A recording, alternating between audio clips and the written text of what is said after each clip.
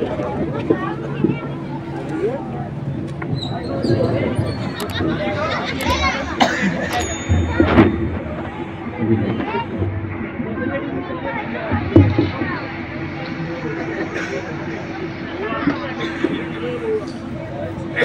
الله الرحمن الرحيم. الحمد لله نحمده ونستعينه ونستغفره ونؤمن به ونتوكل عليه ونعوذ بالله من شرور أنفسنا ومن سيئات أعمالنا. من يهده الله فلا مضل له ومن يضلله فلا هادي له. ونشهد أن لا إله إلا الله وحده لا شريك له عبده ورسوله. أعوذ بالله من الشيطان الرجيم. بسم الله الرحمن الرحيم.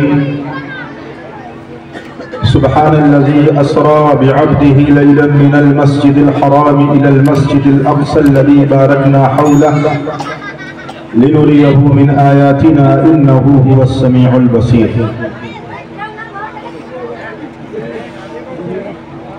وقال الله تعالى في موضع آخر: ألف لام ميم أحسب الناس أن يتركوا أن يقولوا آمنا وهم لا يفتنون ولقد فتنا الذين من قبلهم فليعلمن الله الذين صدقوا وليعلمن الكاذبين. وقال النبي صلى الله عليه وسلم: يأتي على الناس ذمارد على الجمر او كما قال عليه الصلاة والتسلیم. درود پاک پڑھنے. اللہم صلی علی محمد. اس بابرکت، بامقصد اور بارونق بزم کی صدارت کر رہے ہم سب کے عزیز، ہم سب کے محترم ماسٹر مبین صاحب اس جلسے کی شاندار نظامت کر رہے ناظم جلسہ، جن کے بارے میں یہ یقین کے ساتھ کہہ سکتا ہوں کہ اگر کوئی مقرر نہ بھی ہوتا تو تقریباً 4 گھنٹے وہ اپنی نظامت میں اشعار پڑھ کر آپ حضرات کو مطمئن کر سکتے تھے. قاری سراج صاحب ہمارے درمیان میں نہایت محبت اور ادب کے ساتھ تعلقات نہ صرف رکھنے والے بلکہ نبھانے والے حافظ محمد ارشاد صاحب ہمارے ساتھ لکھنؤ سے اپنے آبائی وطن تشریف لائے. محترم حشمت علی صاحب، حضرت مولانا مفتی نصر اللہ ندوی صاحب،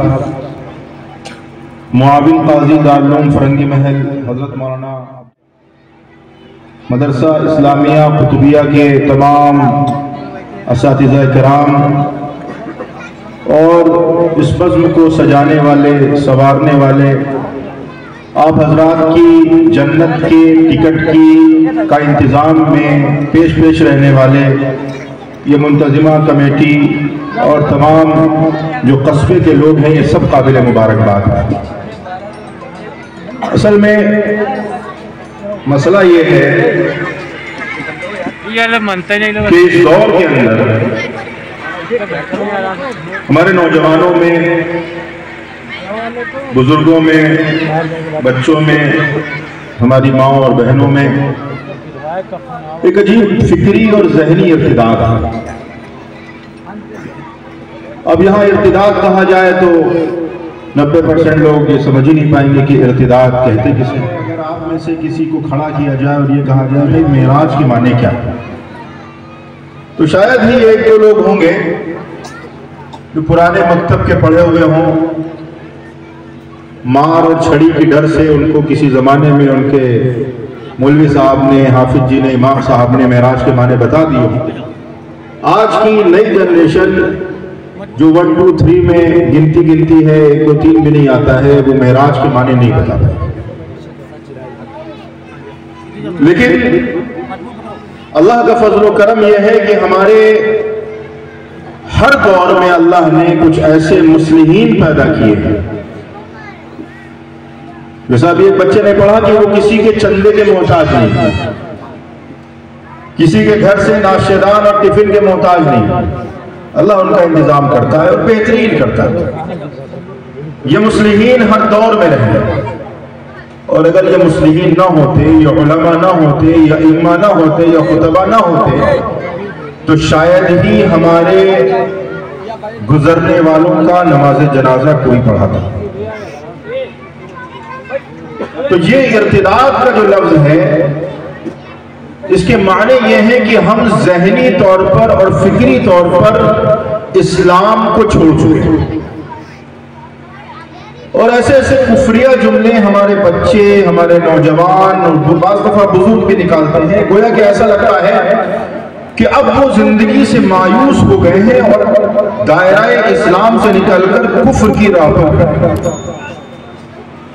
اور اگر ایسے دور میں ان کے ایمان کی، ان کی اصلاح اور ان کے اسلام کو بچانے کی فکر نہ کی گئی تو کچھ ہی وقت میں وہ پورے پورے مسلم طور پر دائرہ کفر میں چلے گئے. ہمارے گھروں کا نظام، اللہ پر توکل، اللہ پر بھروسہ، اللہ کی ذات سے امید، یہ سب ختم ہو چکا.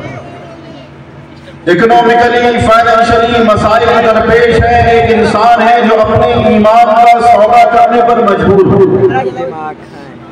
اس کو یہ نہیں فکر ہے کہ اسلام کی تعلیمات کسب معاش میں، روزگار میں ہمیں کیا رہنمائی ہے، مال کو کس طرح کمانا، کہاں خرچ کرنا، کیسے حاصل کرنا، یہ کچھ نہیں کرتا.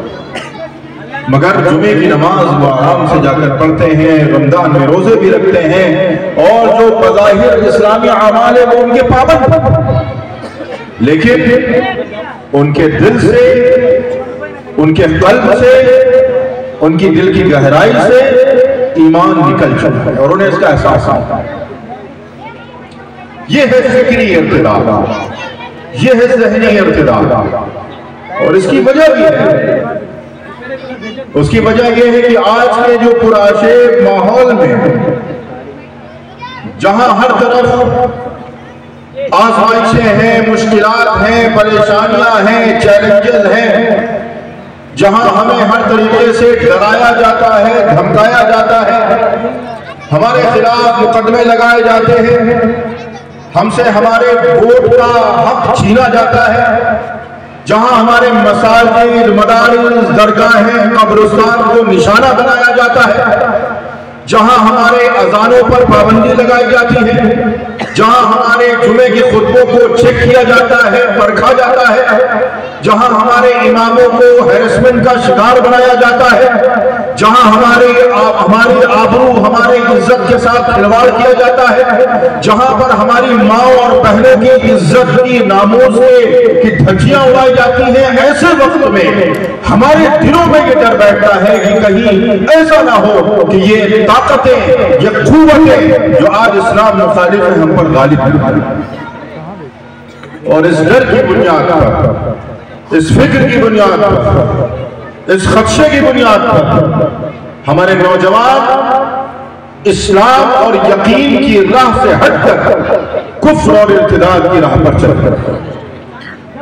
میرے عزیزوں، پہلی بات تو یہ سمجھ لیں کہ اللہ نے اس روئے زمین پر سب سے مقدس شخصیتیں، جن کے برابر دنیا میں کوئی انسان نہیں ہو سکتا، چاہے جتنا بڑا صحابی ہو، جتنا بڑا بزرگ ہو، جتنا بڑا تابعی ہو، جتنا بڑا تبع تابعی ہو، جتنا بڑا عالم ہو، کوئی ہو، ان مقدس شخصیات کے برابر نہیں ہو سکتا. وہ مقدس شخصیات کون ہیں؟ وہ مقدس شخصیات حضرات انبیاء علیہ السلام. حضرات انبیاء علیہ السلام اس روئے زمین کی سب سے مقدس شخصیت ہے. ان کے برابر کوئی نہیں، ان کے جیسا کوئی نہیں، ان کا ہمسر کوئی نہیں، اور ان میں بھی سب سے اعلیٰ، سب سے ارفع، سب سے افضل، سب سے افضل ہم سب کے آقا احمد مجتبی محمد مصطفیٰ صلی اللہ علیہ وسلم کی ذات عالی. یہ انبیاء جن کو اللہ نے روئے زمین پر سب سے قیمتی بنایا، ہماری آپ کی کوئی حیثیت نہیں، کوئی وقت نہیں اللہ کے نزدیک ان مقدس شخصیات کے مقابلے میں۔ روئے زمین کی سب سے مقدس شخصیتیں اگر کوئی ہیں تو نبیوں کی ذات، نبیوں کی شان۔ آپ کو پتا ہے کہ اللہ تبارک و تعالی نے سب سے زیادہ قربانی، سب سے زیادہ آزمائشیں، سب سے زیادہ پریشانیاں، سب سے زیادہ مسائل، سب سے زیادہ دشواریاں، سب سے زیادہ فقر و تنگی، سب سے زیادہ مفلسی، سب سے زیادہ حالات انہی شخصیات پر ڈالے جو اللہ کے نزدیک سب سے مقرب، جو اللہ کے نزدیک سب سے پاکیزہ، جو اللہ کے نزدیک سب سے قریب، سب سے زیادہ حالات ان شخصیات پر ڈالے۔ آپ تاریخ پڑھیں، حضرت یونس علیہ السلام اپنی قوم کو اللہ کی وحدانیت کی دعوت دیتے ہیں، قوم ان کی دعوت کو مسرت کرتی ہے، آپ پستی چھوڑ کر جاتے ہیں، ایک مچھلی کے پیٹ میں اللہ تبارک و تعالیٰ ان کی کفالت کرتا ہے۔ یہ قوم تھے، یہ کوئی عام مسلمان نہیں تھے، یہ کوئی عام اللہ کا بندہ نہیں تھا۔ ایک اندھیرا پانی کا، اوپر سے اندھیرا رات کا، اوپر سے اندھیرا مچھلی کے پیٹ کا، ان اندھیروں کے بیچ میں وہ اللہ کی ذات ہے کہ جس نے حضرت یونس کی کفالت کی۔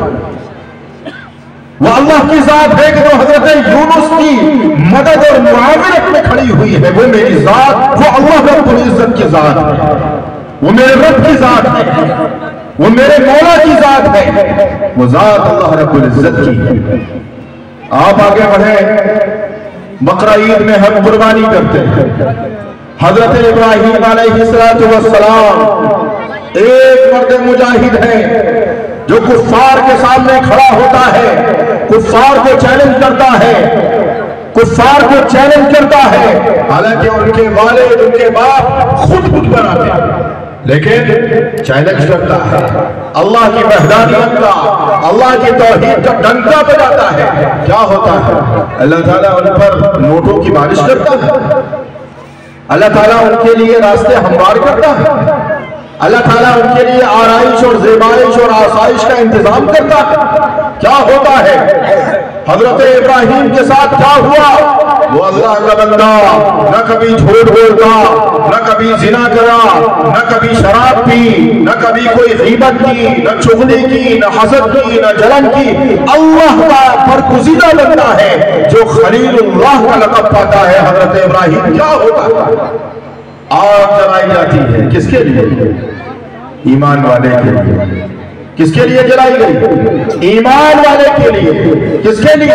ایمان والے کے لیے، اللہ اللہ کہنے والے کے لیے آگ جلائی گئی، آگ پہکائی گئی، اور پورے علاقے کی لکڑیاں، پورے علاقے کے لوگ آتے ہیں اس آگ کے جلانے میں مدد اور معاونت کرتے ہیں۔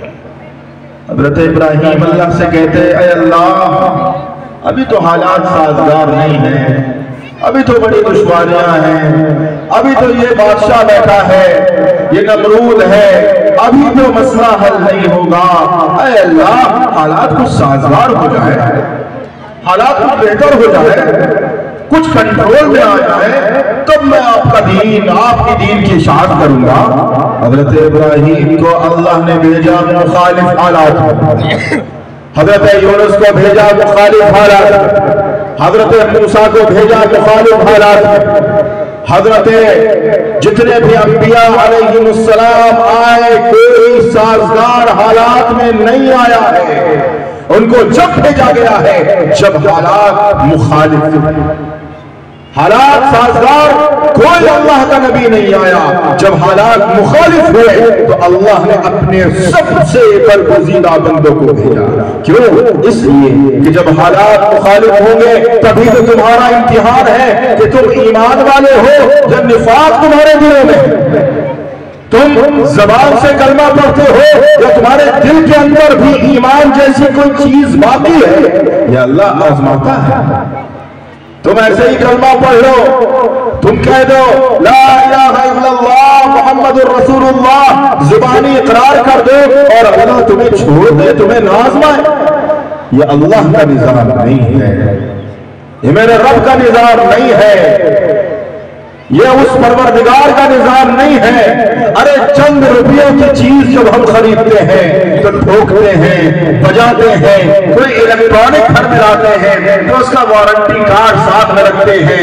एक मामूली चीज एक घड़ा बाजार से खरीदते हैं, ठोकते हैं, बजाते हैं, पानी डालते हैं, कहीं लीक तो नहीं कर रहा, कहीं बह तो नहीं रहा है। तो ये अल्लाह जिसने एक ईमान वाले की बुनियाद पर, एक ईमान वाले की बुनियाद पर इस दुनिया से कई गुना बड़ी जन्नत देने का वादा किया है, वो तुम्हें और हमें नहीं आज़माई, वो हम पर हालात नहीं डालेगी, वो हमें नहीं जांचेगी, वो हमें नहीं परखेगी कि जुम्मन साहब है, जुमा आया, टोपी लगाई, मस्जिद चले गए, इमाम साहब ने खुतबा शुरू किया, दौड़ते और भागते गए, आधा वजू किया, आधा वजू नहीं किया और खड़े हो गए, 2 रकात पढ़ी, चप्पल उठाई और मस्जिद से चले गए, और जब मरे तो अल्लाह मियाँ के यहाँ सर्टिफिकेट लेके पहुंच गए, ऐ अल्लाह हमने तो जुमे की नमाज पढ़ी थी, हमें तो जन्नत दे दीजिए।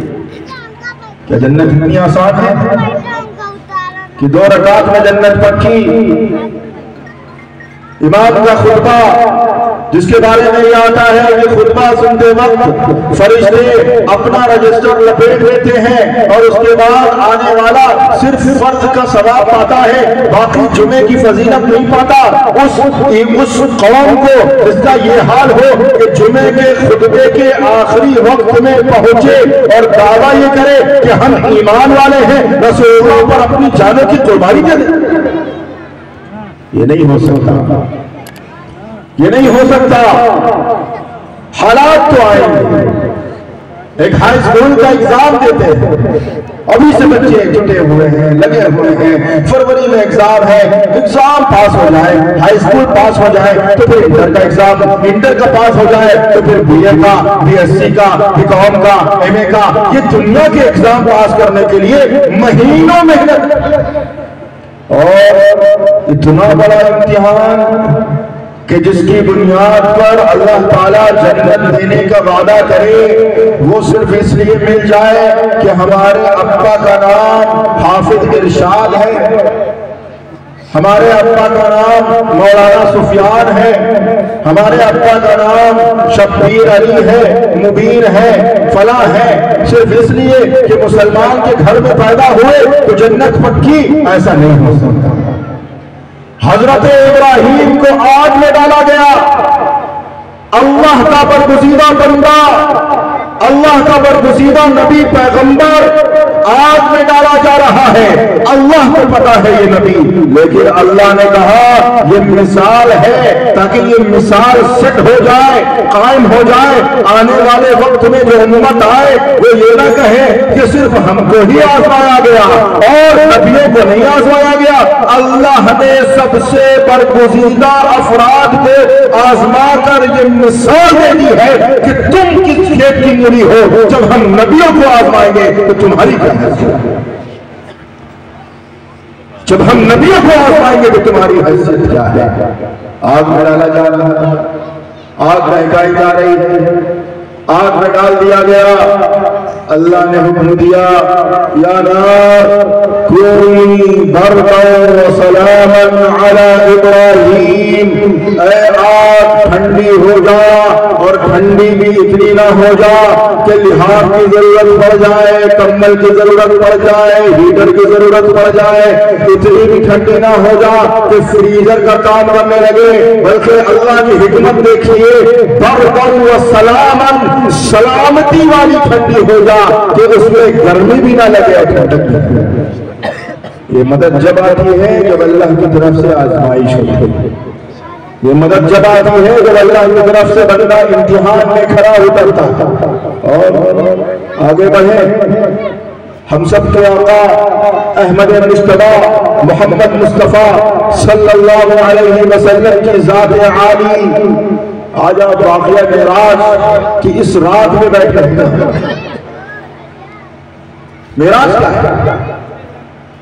کیا بس ایک کوئی سسٹم اللہ لیا کیا تھا اور اللہ تعالیٰ نے حضرت محمد رسول اللہ صلی اللہ علیہ وسلم کو اٹھایا اور آپ کو سیر کرائی اور سیر کرانے کے بعد لا کر چھوڑ دیا؟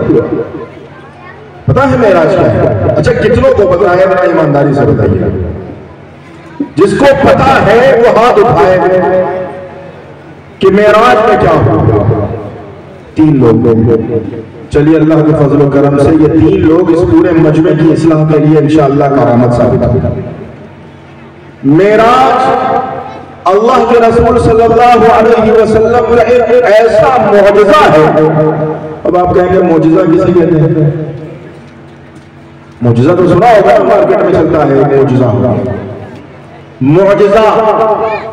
معجزہ کہتے ہیں اعجاز کہ اللہ تبارک و تعالیٰ نے نبیوں کو ایسی چیزیں ان کے ہاتھوں سے کرائیں جو اللہ کے حکم سے تھیں اور غیر نبی یا غیر نبی کے علاوہ کوئی شخص ان چیزوں کو نہیں کر سکتا ہے، اس کو معجزہ کہتے ہیں. ابھی کچھ زمانے پہلے نبی صاحب شاید بارہ بنکی کے زید پور کے آگے کوئی تھا جہاں پر تعزیہ تو عورتوں کے زبان پر معجزہ ہو. ارے بھائی معجزہ تو جب ہوگا جب کوئی نبی ہوگا نا. جب نبی نہیں آتا تو معجزہ کیسے ہوگا؟ تو معجزہ کسے کہتے ہیں؟ معجزہ کہتے ہیں اللہ تبارک و تعالی ہر دور میں اپنے دور کے نبی کے ہاتھوں سے کچھ ایسی چیزیں صادر کراتا ہے جو ہوتی اللہ کے حکم سے ہیں لیکن عام لوگوں کے بس کی بات نہیں ہوتی. بات سمجھ میں آ گئی؟ تو معراج ایک معجزہ ہے. معراج کے معنی ہوتے ہیں چڑھنا، جس سے نکلا ہے عروج. عروج اچھا کہ زوال اچھا. عروج یعنی چڑھنا، زوال یعنی نیچے اترنا. اللہ کے رسول صلی اللہ علیہ وسلم کو معراج کرائے.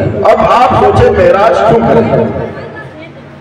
کبھی کبھی بعض دفعہ ایسا ہوتا ہے کہ کچھ معاملات جب پڑھتے ہیں مولانا تو سپر پاور کی ضرورت ہوتی ہے. جو آپ کے پاس سب سے اچھا ہتھیار ہوتا ہے، سب سے پاورفل، تو آپ سوچتے ہیں کہ سب سے آخر میں اس کو استعمال کریں.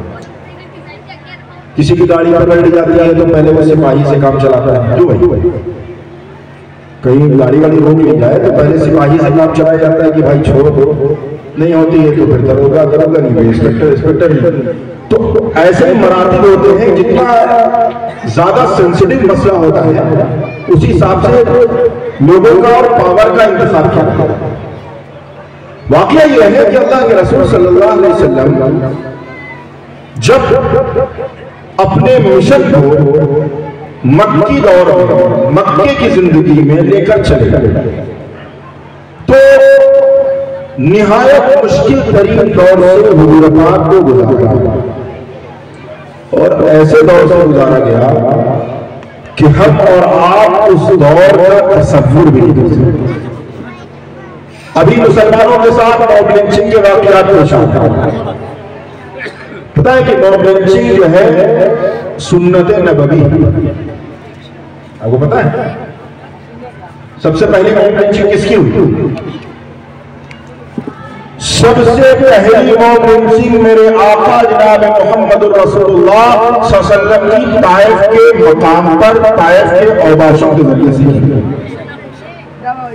موب لنچنگ بھیڑ جمع ہوئی اور ایک مسلمان کو اس بنیاد پر کہ اس کی داڑھی ہے، اس کی ٹوپی ہے، اس نے کلمہ پڑھا ہے، اس کو مارنا شروع کیا.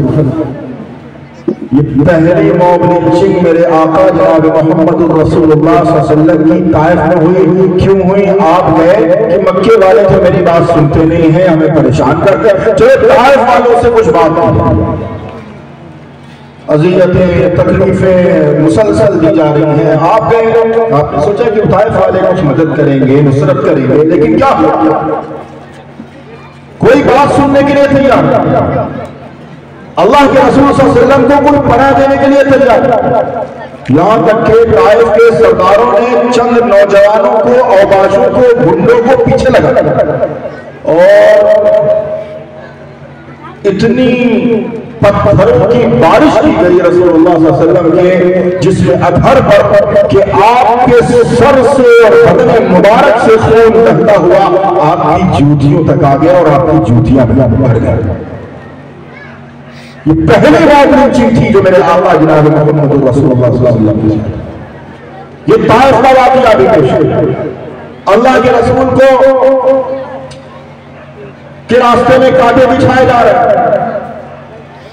اللہ کے رسول صلی اللہ علیہ وسلم جدھر سے جا رہے ہیں اگر خانہ کعبہ میں عبادت کر رہے ہیں تو ہم مسجد میں آتے ہیں. اللہ کا فضل و کرم ہے کہ ہمیں عبادت کرنے سے کوئی نہیں روکتے, لیکن وہاں میرے آقا جب عبادت کرنے جا رہے ہیں تو پیچھے سے پھندا ڈالا,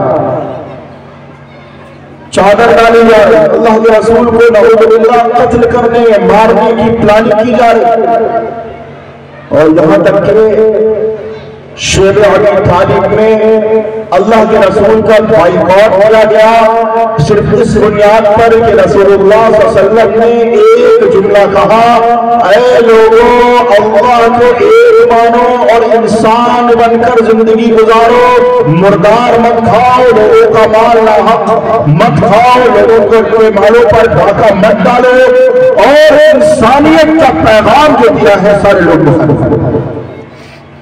اور آپ صلی اللہ علیہ وسلم پر پھندا ڈالا گیا, آپ کے راستے میں کانٹے بچھائے گئے, آپ کو مارا گیا, اور جو ظاہری جو آپ کے اسباب تھے زندگی گزارنے کے, حضرت ابو طالب اور حضرت خدیجہ الکبریٰ, یہ بھی چل بسے, وہ ظاہری چیزیں بھی اللہ کے رسول بے یار و مددگار ہو.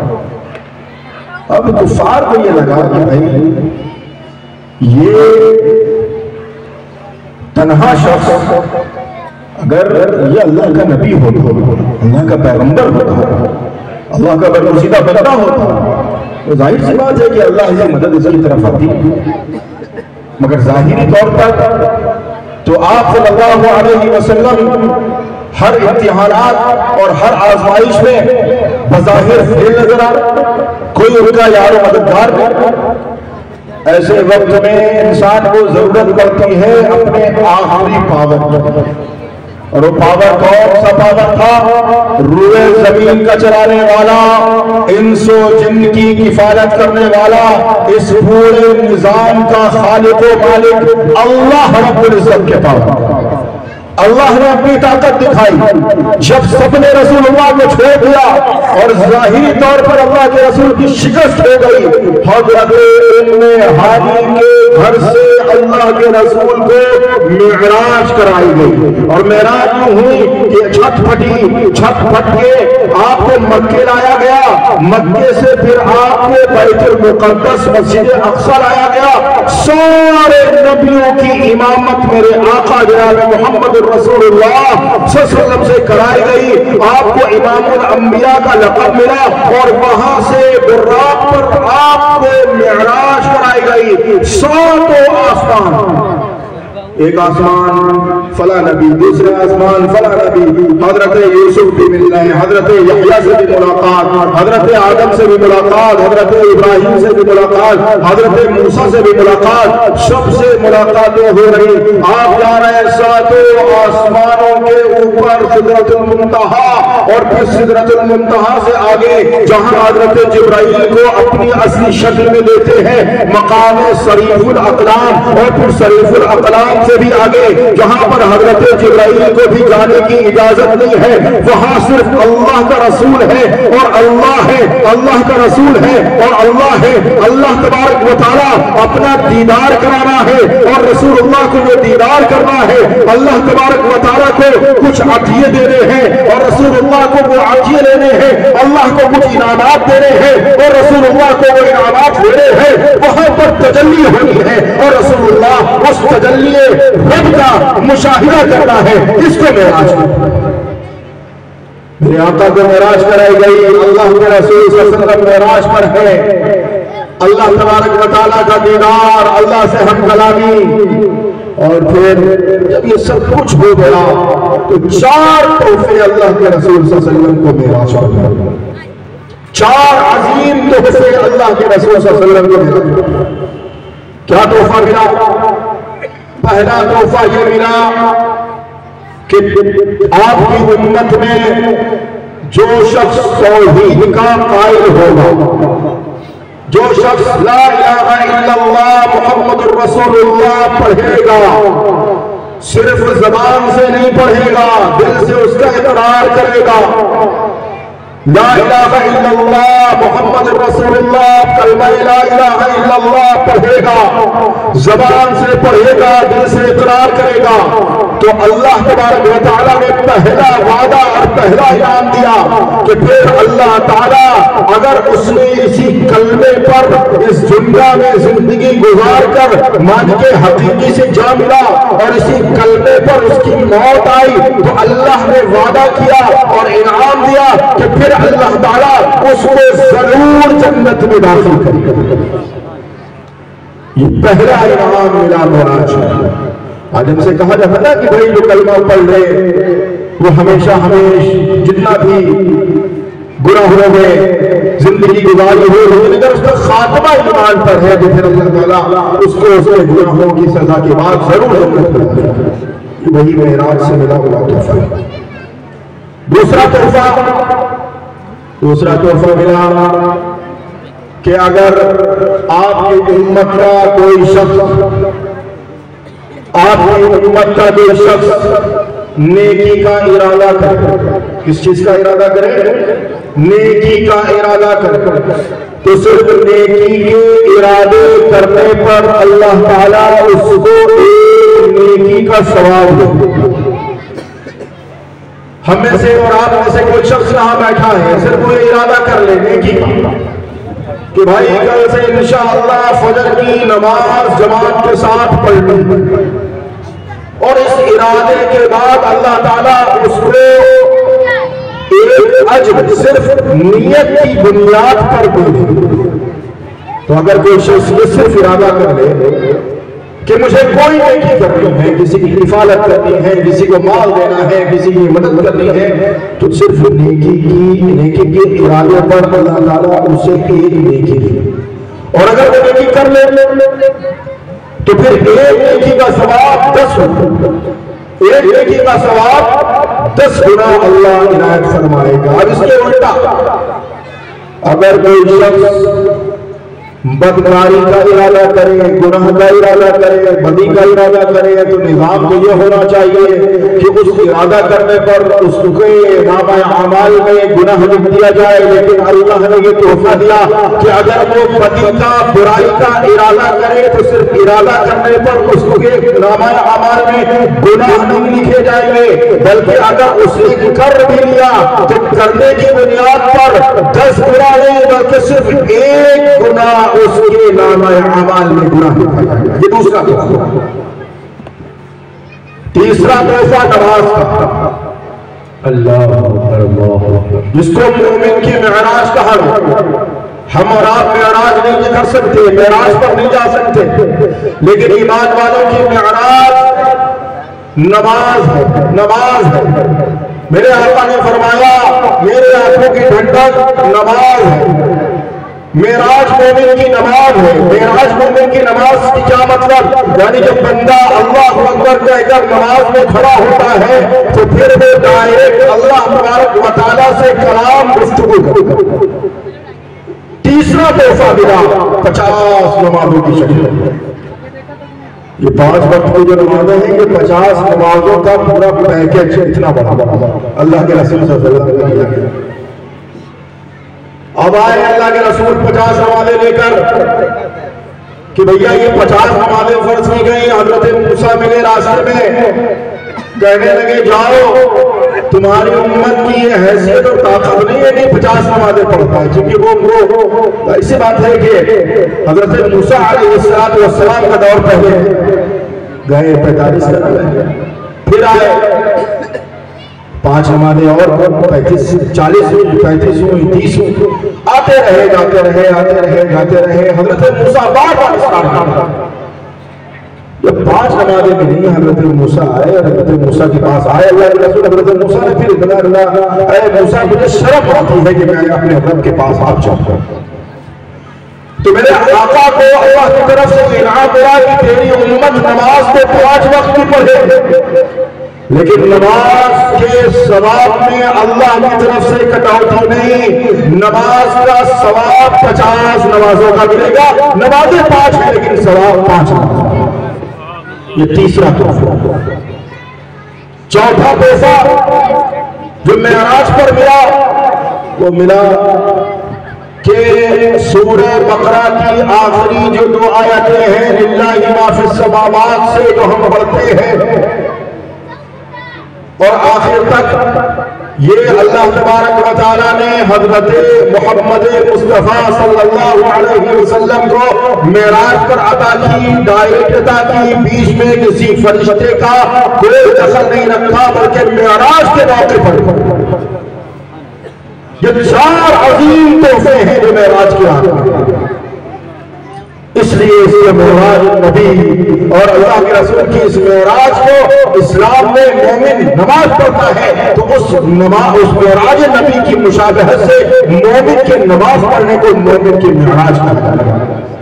کہ آپ نہیں جا سکتے ہیں، آپ نبی نہیں ہیں، ہم نبی نہیں ہیں، لیکن اللہ نے یہ تحفہ دیا ہے. اس کے ذریعے سے آپ اللہ سے ڈائریکٹ کال پر گفتگو کر سکتے ہیں. جس سے اللہ نے آپ کو اپنا نمبر دیا، کوئی بندہ ڈائل کرے، اللہ اکبر کہہ کر نیت باندھے اور اللہ سے گفتگو کرے. اسی لیے اللہ کے رسول نے فرمایا نماز اس طرح پڑھو جیسا کہ تم اللہ کو دیکھ رہے ہو.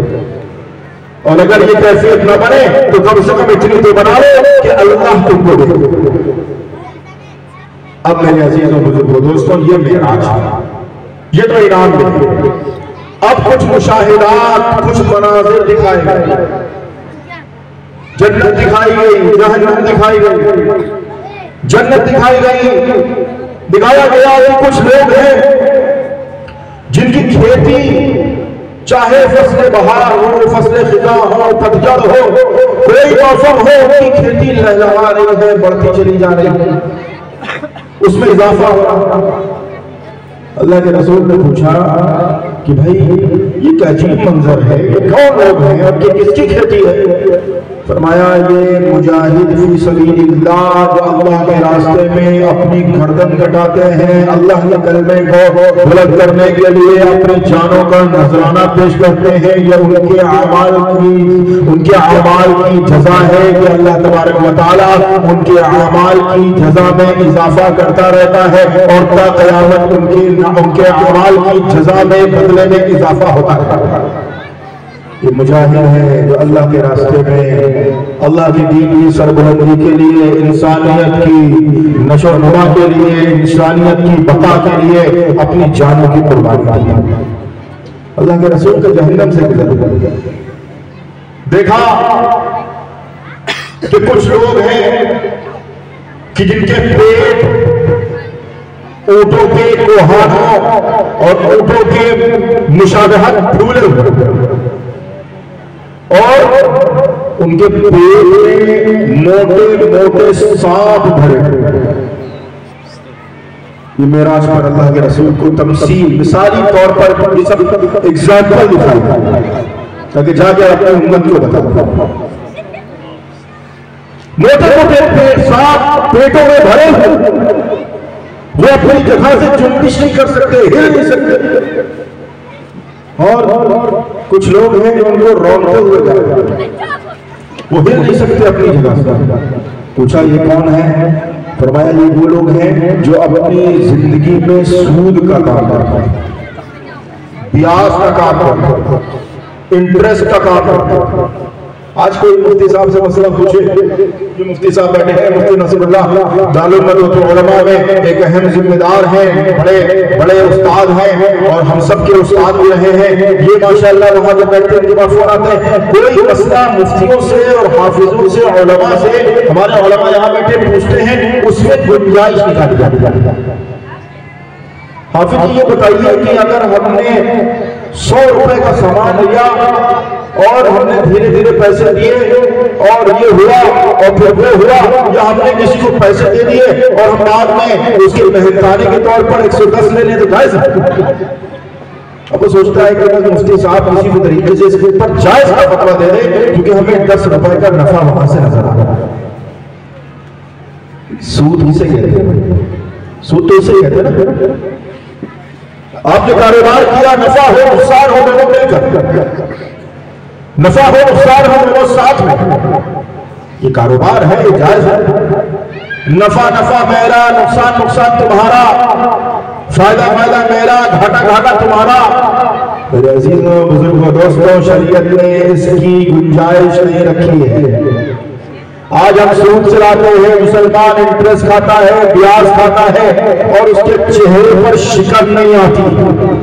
سن لو، میرے آقا کو مناظر دکھائے گئے، اس کے پیٹ پھولے ہوئے ہیں، سانپ بھرے ہوئے ہیں اور جنبش نہیں کر سکتا. یہ وہ لوگ ہیں جو دنیا میں سود کھاتے اور سود کا کاروبار کرتے. یہ معراج کا واقعہ ہے، معراج کے مناظر دکھائے گئے. اور بتاؤ، کچھ لوگ دکھائے گئے کہ ان کے سروں کو بھاری بھرکم پتھروں سے کچلا جاتا. کیا کیا جاتا؟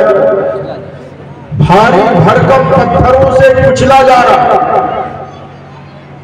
وہ سر کچل جاتے، تھوڑی دیر کے بعد اللہ کا حکم ہوتا، پھر صحیح ہو جاتا، پھر کچلا جاتا، پھر صحیح ہو جاتا. بار بار وہ تکلیف جھیلتا اور بار بار پھر اسی تکلیف کو مبتلا کیا جاتا. اللہ کے رسول کو حیرت ہے. اللہ کے رسول نے کہا یہ کون لوگ؟ فرمایا یہ وہ لوگ ہیں جو نماز میں سستی کرتے تھے، کاہلی کرتے تھے. نماز میں سستی کرتے، کاہلی کرتے، ٹال دیتے، چھوڑ دیتے. ابھی پڑھ لیں، کل پڑھ لیں، پرسوں پڑھ لیں. جسے میں نے کہا نا جمعے میں کیا ہوتا ہے بھائی؟ جمعے میں تو یہی ہوتا ہے، امام صاحب خطبے کے لیے کھڑے ہو گئے، بالکل آخر میں دوڑتے بھاگتے کودتے، سروں کو چھراغ لگاتے ہوئے، بیچ سے نمازیوں کو توڑتے ہوئے، ہٹاتے ہوئے آگے آنے کی کوشش کرتے ہیں. یہ وہی لوگ تو ہے جو نماز میں سستی کرتے ہیں. حالانکہ قرآن مجید میں تو اللہ نے واضح کر دیا اذا نودی للصلاۃ من یوم الجمعۃ فاسعوا الی ذکر اللہ. علماء نے کہا ایک اذان کے بعد دوسرا کام کرنا جو نماز کی تیاری کے علاوہ ہو جائز نہیں، درست نہیں، بلکہ بعض علماء نے حرام کہا کہ اذان کے بعد نماز کی تیاری کے علاوہ کوئی کام کرے. اور ہم تو بالکل آخر میں خطبے کے وقت پہنچتے ہیں تو فرمایا یہ وہ لوگ ہیں جو نماز میں سستی کرتے، کاہلی کرتے. ہماری بہنیں یہاں بڑی تعداد میں موجود ہیں، ان کے اوپر بڑی ذمہ داری ہے. علماء نے لکھا ہے کہ اگر کوئی مرد تعلیم یافتہ ہے تو صرف ایک فرد تعلیم ہے. ایک مرد پڑھا لکھا ہوتا ہے تو اس کا نفع اس کی ذات تک رہتا ہے. ایک مرد کسی بڑے مقام پر پہنچتا ہے، تعلیم یافتہ ہوتا ہے، تربیت یافتہ ہوتا ہے تو اس کا نفع صرف اس کی ذات تک محدود، یعنی مرد تعلیم یافتہ تو فرد تعلیم یافتہ. لیکن اگر کوئی بیٹی، کوئی بچی، کوئی ماں، کوئی بہن تعلیم یافتہ ہوتی ہے تو صرف ایک فرد تعلیم یافتہ نہیں ہوتی بلکہ ایک خاندان تعلیم یافتہ، ایک قبیلہ تعلیم یافتہ ہوتا ہے، ایک پورا گھرانہ تعلیم یافتہ ہوتا ہے. جب ماں حضرت فاطمہ کا کردار اختیار کرتی ہے تو بیٹا حسن کی طرح اور حسین کی طرح ہوتا ہے. جب ماں فاطمہ کی سنت اختیار کرتی ہے تو بیٹا حضرت حسین کی طرح جام شہادت پینے کے لیے تیار ہو جاتا ہے. اور اگر ماں کے اندر دین نہ ہو، ماں بے نمازی ہو، ماں غیبت میں، چغلی میں، حسد میں، کینہ میں، دنیا کی طمع میں، پڑوسیوں سے جلن کرنے میں پیش رہتی ہو اور بیٹے سے یہ توقع کرے کہ بیٹا آگے چل کر وقت کا ولی بن جائے، مجاہد بن جائے اور ہمارے ساتھ دین اور اسلام کے تقاضوں کے مطابق ہمارے ساتھ برتاؤ کرنے والا بن جائے، ایسا نہیں ہو سکتا. بیٹے کی اصلاح منحصر ہے ماں کی اصلاح پر، بچے کی اصلاح منحصر ہے ماں کی تربیت پر. حافظ جی کیا اس کو گھوٹ گھوٹ لا دیں گے؟ کہ آپ نے مدرسے بھیج دیا، ناک پوچھنے کی تمیز نہیں، پیشاب کرنے کی تمیز نہیں، اور چھوٹا بچہ چلو 2 گھنٹے 3 گھنٹے کے لیے مدرسے چلا جائے، وہی روئے، وہی چلائے، وہی ہگے، وہی موتے، اور ہم ان 4 گھنٹوں میں اپنا کام کر لیں۔ اگر نیت یہ ہوگی ہماری ماؤں کی، بہنوں کی، تو میرے بھائیوں اس قوم کے اندر مصلحین پیدا نہیں ہوں گے۔ ہماری ماؤں کو یہ کرنا چاہیے کہ اللہ کے رضا اور اللہ کے ساتھ اخلاص کے ساتھ اپنے بچوں کو اس نیت کے ساتھ بھیجنا چاہیے کہ یہ میرا بچہ اللہ اور اللہ کے رسول کا کلام پڑھے گا اور جا کر معاشرے کو بدلنے کی فکر کرے گا۔ ہماری مائیں بہنیں بڑی تعداد، بڑی ذمہ داری، کوئی بھی مجلس، کوئی بھی محفل الا ماشاءاللہ، الا ماشاءاللہ ہماری بہنوں کی ایسی نہیں ہوتی ہے۔ ہو سکتا ہے کہ میں کسی حد تک کچھ پرسنٹ کے اعتبار سے فرق بھی ہوں کہ اس میں غیبت نہ ہو، اس میں چغلی نہ ہو، اس میں حسد نہ ہو۔ اللہ کے رسول معراج پر گئے، آپ کو دکھایا گیا کہ کچھ لوگ ہیں جن کے تانبے کے ناخن، تانبے کے لمبے لمبے ناخن ہیں، اور وہ اپنے ناخنوں سے اپنے چہروں کو اور اپنے سینوں کو نوچ رہے ہیں، پھاڑ رہے ہیں۔ چند لوگ ہیں کہ جن کے ناخن ہیں، ان لوگوں میں یہ نہیں سوال کرے کہ بھائی وہاں عورتیں کہاں تھی، وہاں تو حافظ جی نے بتایا تھا لوگ تھے، تو مرد ہوں گے۔ لوگ دکھائے گئے، ایک بھیڑ دکھائی گئی، وہ اپنے لمبے لمبے تانبے کے ناخنوں سے اپنے چہروں کو، اس میں مرد بھی ہیں، عورتیں بھی ہیں، سینوں کو چاٹ کر رہے ہیں۔ اللہ کے رسول صلی اللہ علیہ وسلم کو حیرت ہوئی، اللہ کے رسول نے پوچھا یہ کون؟ فرمایا یہ وہ لوگ ہیں جو دنیا میں غیبتیں کیا کرتے تھے، چغلی کیا کرتے تھے۔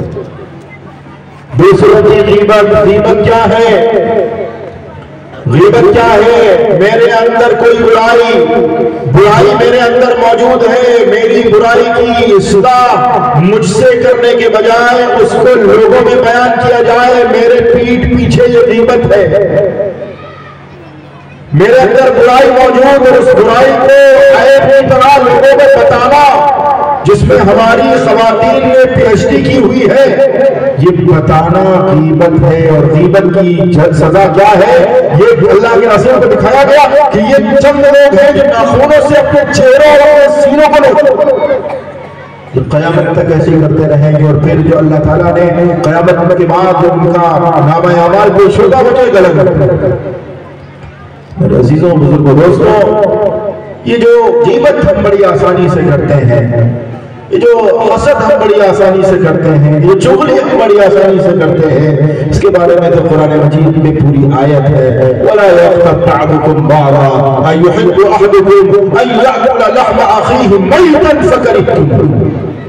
تم میں سے کوئی نہیں پسند کرے گا کہ اپنے مردار بھائی کا گوشت کھائے، کوئی نہیں پسند کرے گا کہ مردار بھائی کا گوشت کھائے، مرے ہوئے کا گوشت۔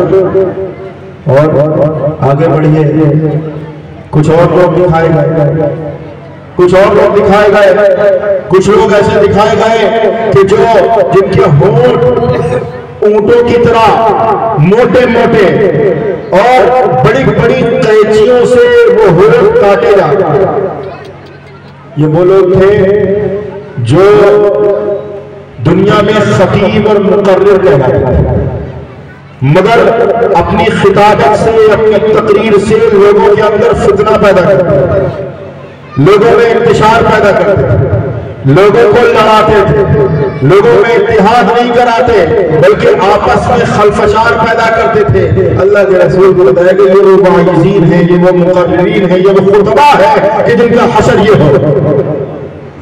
اللہ ہم سب کی حفاظت فرمائے۔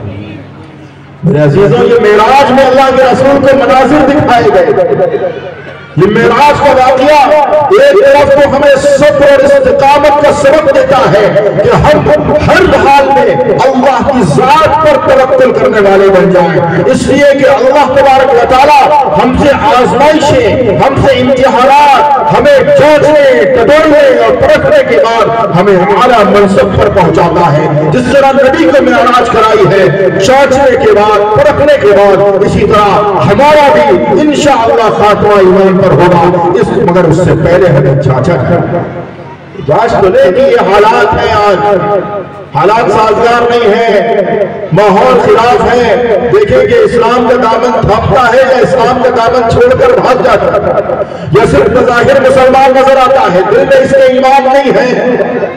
یہ معراج کا واقعہ ہے، یہ معراج کا سبق ہے کہ اللہ تبارک و تعالیٰ کبھی اپنے بندوں کو خالی نہیں چھوڑتا، بے یار و مددگار نہیں چھوڑتا، کبھی اللہ اپنے بندوں کو مفلسی میں، کبھی اپنے بندوں کو لاچاری میں نہیں چھوڑتا۔ بس ایک شبہ دل کے اندر ایمان کی ہونی چاہیے اور طلب ہونی چاہیے کہ اللہ رب العزت کا عرش معلیٰ ہماری دعاؤں اور ہماری آہوں سے ہل۔ اور پھر دیکھیے اذا جاء نصر اللہ والفتح ورأيت الناس يدخلون في دين الله افواجا، جب اللہ کی مدد آتی ہے تو لوگ جو جوق در جوق مذہب اسلام اور دین اسلام میں داخل ہوتے ہیں، مگر کچھ جیانے ایسے بھی ہو جو کل اور آج کھڑے ہو کر اللہ کے کلمے کو بلند کرنے کے لیے سینہ سپر ہو کر آئے اور دنیا کو یہ بتا دے کہ ہم اللہ کے اور اس کے رسول کے ماننے والے ہیں۔ دنیا ادھر سے ادھر ہو جائے لیکن ہم دامن مصطفیٰ نہیں چھوڑیں گے، تعلیم مصطفیٰ نہیں چھوڑیں گے، اللہ کی رسی کو مضبوطی سے تھامیں گے۔ اور جب ہم کریں گے تو پھر اللہ کی مدد، نصرت یہ اللہ کی طرف سے ہمارے اوپر نازل کی ہے۔ میرے عزیزوں، بزرگوں، دوستوں، واقعات، حالات بہت سے پیش آتے ہیں اور ان حالات میں جمنا ٹھہرنا یہ ایمان والوں کا شیوا ہوتا ہے۔ ابھی آپ دیکھیں ایک مسئلہ اٹھا ہماری وقف جائیداد کو لے کر، ایک بل پیش ہوا نظام، یہ جو جائیداد ہیں جو مسلمانوں نے، مسلمانوں کے بزرگوں نے اپنی پرسنل پراپرٹی سے، جائیداد سے اپنے دینی کاموں کے لیے، مسجد کے لیے، مدرسے کے لیے، خانقاہوں کے لیے، قبرستانوں کے لیے، درگاہوں کے لیے وقف کی۔ کسی کی پراپرٹی چھین کر نہیں، کسی کی پراپرٹی ضبط کر کے نہیں، کیونکہ مذہب اسلام اس کی اجازت ہی نہیں دیتا ہے کہ کسی کی ناجائز، کسی کی زمین پر ناجائز قبضہ کر کے مسجد بنائے۔ ہمارے بزرگوں نے اپنی پرسنل پراپرٹی کو، اپنی نجی کو، سمپتی کو اللہ کی راہ میں وقف کیا، اور یہ رسول اللہ صلی اللہ علیہ وسلم کی زندگی سے اس کی شروعات ہوئی۔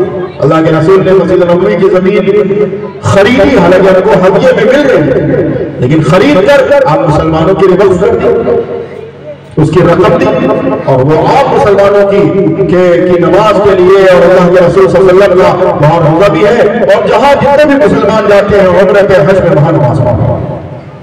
اسی طرح ہندوستان میں ہمارے بزرگوں نے بہت بڑی آراضی، مرنے والا مر رہا ہے، اپنی ایک بیگھہ زمین مسجد کے نام آج بھی کرتے ہیں لوگ۔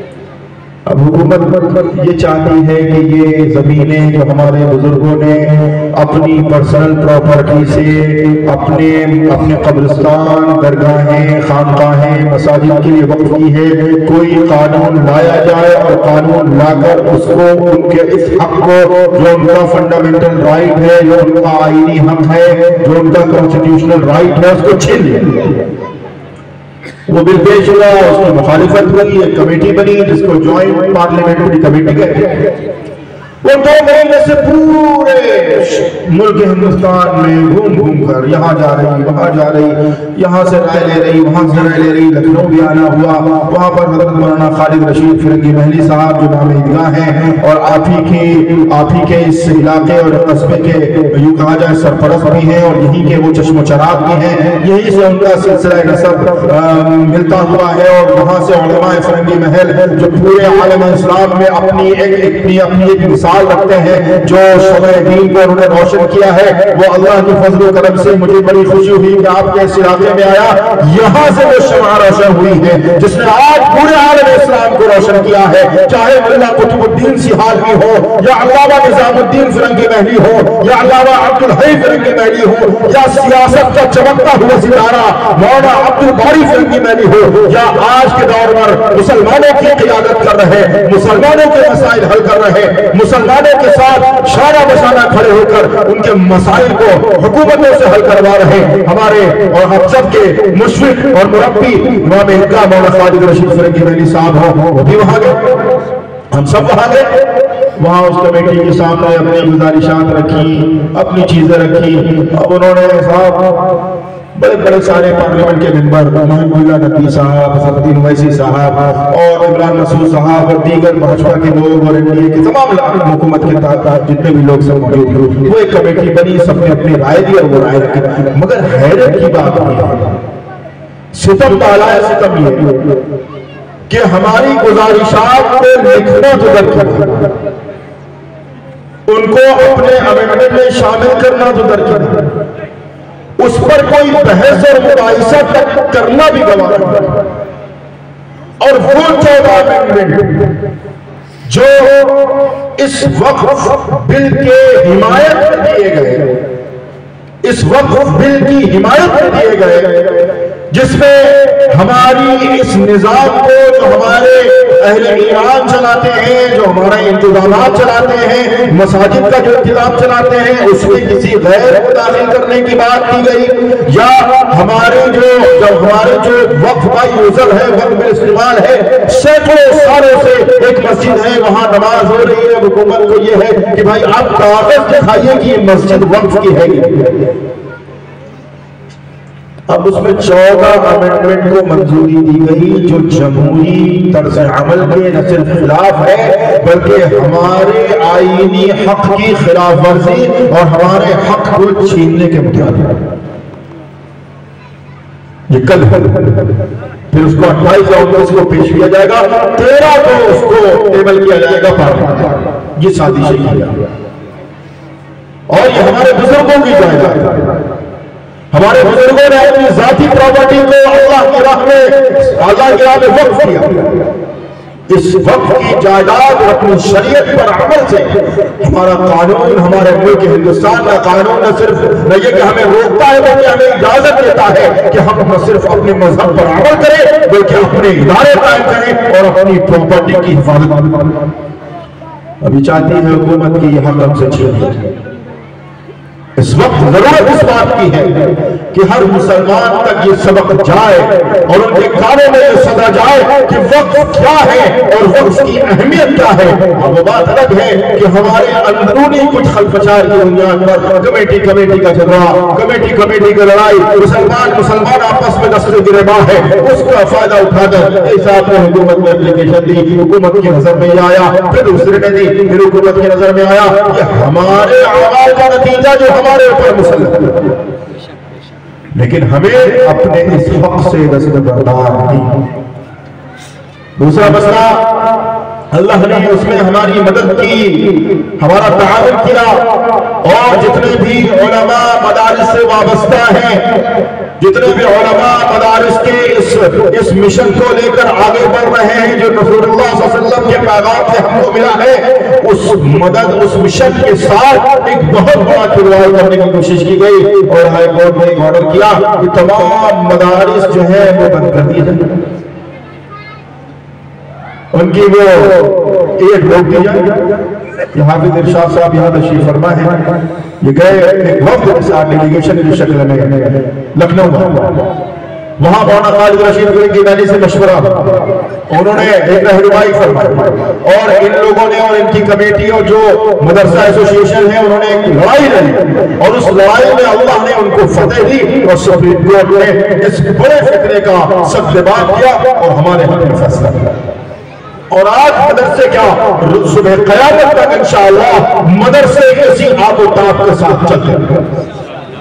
تم ہمیں نہیں دینا چاہتے ہو، مال نہ دو، ارے ہمارے تنوں پر کپڑا نہ ہو، ہمارے پیٹوں کے اندر روٹی کا ایک ٹکڑا نہ جائے اور ہمارے حلق سے پانی چھین لیا جائے، تب بھی انشاءاللہ جب تک ہماری جان میں جان ہے ہم اپنے مدارس اور اپنی شریعت کی حفاظت کرتے ہیں۔ میرے عزیزوں، یہ دو مسئلے بتائیں، ایک تیسرا مسئلہ بتا کر میں اپنی بات ختم کروں گا اور میں ایک ذمہ داری دے کر جاؤں گا یہاں کے علماء کا۔ تیسرا مسئلہ ہے ارتداد۔ ابھی میں نے کہا ذہنی ارتداد، ایک ارتداد پری پلان، ایک منصوبہ بند طریقے سے پلاننگ، ہماری ماؤں ہماری بہنوں کے ساتھ، ہماری بیٹیوں کے ساتھ، وہ بیٹیاں جو اسکول جاتی ہیں، وہ بیٹیاں جو کہیں پڑھتی ہیں، ان کو بہلا کر پھسلا کر ایک پلاننگ کے تحت انہیں مرتد بنانے کی فکر، کہیں مال کی لالچ دے کر، کہیں پیسے کی لالچ دے کر، کہیں موبائل کی لالچ دے کر، کہیں کسی چیز کی لالچ دے کر باقاعدہ طور پر ایک پلاننگ کے تحت یہ کام کیا جا رہا ہے۔ ہمارے ان سرپرستوں سے، ان گارجن سے، ان ماں باپ سے جو اپنی بچیوں کی حفاظت کر رہے ہیں، ان سے میری گزارش ہے کہ وہ اس منصوبے کے بارے میں کم سے کم تھوڑی فکر کریں اور اپنے بچیوں کی اور بچوں کے ایمان کی فکر کریں۔ یہ میں نے بہت لفظوں میں بات کی، یہ تفصیل یہاں کے علماء کرام آپ کو بتائیں گے کہ کس طریقے سے ہماری ماں اور بیٹیوں کی عزت اور ناموس پر ڈاکہ ڈالا جا رہا اور کس طرح انہیں ارتداد کے دہانے پر لا کر کھڑا کیا جا رہا اور کتنی بچیاں اور بیٹیاں جو ارتداد کا شکار ہو چکی۔ اللہ تعالیٰ ہماری نئی نسلوں کی حفاظت کرے۔ یہ سب کچھ ہو رہا ہے، اس لیے میرے عزیزوں، بزرگوں اور دوستوں، یہ چند علماء کرام جو اپنی خواہشات کو تاب پر رکھا، کیا ان کا جی نہیں چاہتا کہ اچھے اچھے محلوں میں رہے؟ کیا ان کا جی نہیں چاہتا ہے کہ اعلیٰ سے اعلیٰ گاڑیوں میں گھومیں؟ کیا ان کا جی نہیں چاہتا کہ ان کے بچے بھی کانوینٹ میں پڑھیں، اعلیٰ سے اعلیٰ اسکولوں میں تعلیم حاصل کریں؟ کیا ان کا جی نہیں چاہتا؟ لیکن انہوں نے اس کم سورسز میں، کم رقم میں اپنے آپ کو محدود کیا اس بنیاد پر کہ یہ آنے والا مجمع اور آنے والی نسل ان کے ایمان کی حفاظت کی جا سکے۔ اور آج جب کوئی چندے کی رسید لے کر پہنچتا ہے تو ہم تانا دیتے ہیں، ہم فقیرہ دستے ہیں۔ کوئی سائیکل سے چلتا ہے تو کہتے دیکھو حافظ جی جانے بچانے کریں، مدرسے والوں کو حقیر سمجھتے ہیں، مدرسے والوں کو برا بلا کہتے ہیں۔ ارے میرے عزیزوں، اگر یہ مدرسے والے نہ ہوں اور یہ بھی دنیا کے میلوں اور کھیلوں میں مشغول ہو جائیں تو تمہارے ایمان کی حفاظت اور تمہاری زبان پر کلمہ پڑھانے والا کوئی باقی نہیں۔ یہ سرمایہ ہے اس امت کا قیمتی، جو اپنی زندگی کی دفع کشی میں مبتلا کر ہمارے اور اپنے ایمان اور ہمارے آنے والی نسلوں کی ایمان اور جنت کو بڑھانے کی فکر کر رہے ہیں۔ اور آج ماحول یہ ہے اور اثر یہ ہے کہ آج ہم ان پر فتیا کرتے ہیں، ان کو برا بلا کرتے ہیں۔ یہ نہیں ہوں گے تو یہ مسجد و محراب، یہ ممبر و محراب، یہ مسجد کی میناریں سب سونی ہو جائیں گی، جنازے کی نماز پڑھنے والا پڑھانے والا ملے گا نہیں، میسر نہیں ہوگا۔ آج کا حال یہ ہے کہ مولانا عبداللطیف صاحب بیٹھے ہوئے ہیں، ابھی کووڈ کے دور میں ہم نے دیکھا کہ کووڈ کا جو دور تھا المیہ تھا، ایک باپ ہے جو لاکھوں کی کمائی کرتا ہے، بیٹے کو ڈاکٹر بنایا، زندگی کا پورا اثاثہ اس نے ختم کر دیا۔ باپ کا انتقال ہوا، بیٹا ڈاکٹر بنا، امریکہ سے آیا، پتہ چلا کووڈ میں باپ ختم ہو گئے، فون کیا جا رہا ہے Islamic centre of India فلنگی Mahal, مولانا عبداللطیف صاحب ہمارے ابا ختم ہو گئے ہیں، لہٰذا چلے آئیے، ڈاکٹر نے چھونے سے منع کیا ہے، ان کا غسل کا اور تدفین کا انتظام کرا ہے۔ ماسٹر صاحب یہ دور میں گزرا، ایک بیٹا جس کے اوپر کروڑوں خرچ کیے گئے، وہ اپنے باپ کی لاش کو ہاتھ لگانے کے لیے تیار نہیں ہے کہ کہیں وہ بھی کورونا میں مبتلا نہ ہو جائے، کووڈ میں مبتلا نہ ہو جائے۔ اور فون کیا جا رہا ہے مولانا کے پاس، مولانا صاحب آئیے۔ اب مولانا صاحب فون پر ڈیمانڈ کر دیں آئیں گے تو، لیکن جتنے پیسے آپ نے ایمبولینس والے کو دیے ہیں، ہاسپٹل والے کو دیے ہیں، اس سے آدھے پیسے لیں گے ورنہ نہیں آئیں گے۔ کیا کسی ملک میں نے یہ کیا؟ کسی نے آپ کے والد کی، دادا کی، پردادا کی نماز جنازہ پڑھائی ہو، بعد میں اتنی بڑی پرچی پکڑا دی ہو، غسل کرایا ہو، ایک بل پکڑا دیا ہو کہ نہیں آپ کے والد کا غسل کیا لہذا میرے اتنے پیسے ہو؟ کبھی کسی مولوی نے، عالم نے، حافظ نے کیا؟ یہ بیچارے اپنے خرچ پر گومتی نگر، اندرا نگر، پوش ایریا میں بنگلہ ہے، ایک کمرہ وہاں، دوسرا کمرہ وہاں، بیٹا وہاں بیٹھا، باپ وہاں ہے، اور باپ کی لاش کو ہاتھ لگانے والا جو درکنار اس کی لاش کے بعد بیٹھنے والا بھی میسر نہیں۔ یہ بیچارے جاتے چھوڑ جاتے کیونکہ انہوں نے پڑھا ہے اللہ کے رسول کا وہ کلام کہ ایک مسلمان کا دوسرے مسلمان پر حق یہ ہے کہ جب اس کا انتقال ہو کہ اس کے جنازے میں شریک۔ یہ کون بتاتا ہے؟ یہ کالج نہیں بتاتے، یونیورسٹی نہیں بتاتی، یہ مدرسے بتاتے ہیں، یہ چٹائی پر بیٹھنے والے بتاتے ہیں کہ ماں کا مقام کیا ہے، باپ کا مقام کیا ہے، پڑوسی کا مقام کیا ہے، پڑوسی کا مقام کیا ہے۔ اور پڑوسی غیر مسلم ہو یا مسلم ہو اس میں کوئی تفریق نہیں ہے اسلام میں کی۔ یہ انسانیت کا درس دینے والے علماء ہیں، یہ باقی رہیں گے تو دین باقی رہے گا، یہ ختم ہو جائیں گے تو دین بھی اٹھا لیا جائے گا۔ اللہ تعالیٰ ہم سب کے ایمان کی حفاظت فرمائے اور ہم سب کا خاتمہ ایمان فرمائے۔ اور ایک بار پھر میں اس جلسے کے منعقد کرنے والے اور یہاں کے انتظامیہ کا بہت ہی دل کی گہرائیوں سے شکریہ ادا کرتا ہوں کہ انہوں نے اس ماحول میں کم سے کم ایک شمع جلائی ہے۔ اللہ تعالیٰ اس شمع کو ہمیشہ منور کرتا رہے۔ آخر میں یہ شعر کہ نور خدا ہے کفر کی حرکت میں خندہ زن، نور خدا ہے کفر کی حرکت میں خندہ زن، دھوکوں سے یہ چراغ بجھایا جائے گا۔ وآخر دعوانا الحمدللہ۔